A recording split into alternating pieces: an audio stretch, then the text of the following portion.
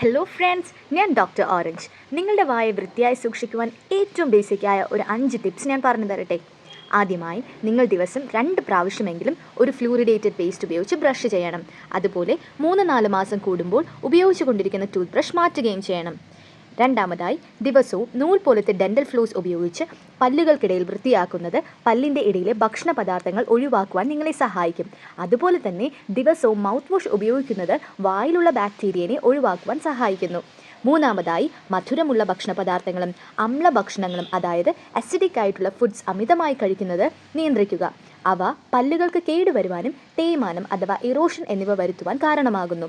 അതുപോലെ sugar free ആയിട്ടുള്ള ചൂയിംഗംസ് കഴിക്കുന്നതിലൂടെ ഉമിനീര് കൂടുതൽ ഉൽപ്പാദിപ്പിക്കപ്പെടുകയും അതിലൂടെ പല്ലിന് കേടുവരാതെ ഒരു പരിധിവരെ നിയന്ത്രിക്കുകയും ചെയ്യുന്നു.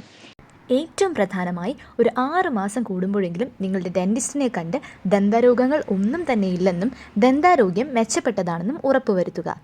ഇങ്ങനെ ഡെയിലി ഉപയോഗപ്രദമായ വീഡിയോസിനായി നമ്മുടെ ചാനൽ സബ്സ്ക്രൈബ് ചെയ്യാൻ മറക്കല്ലേ.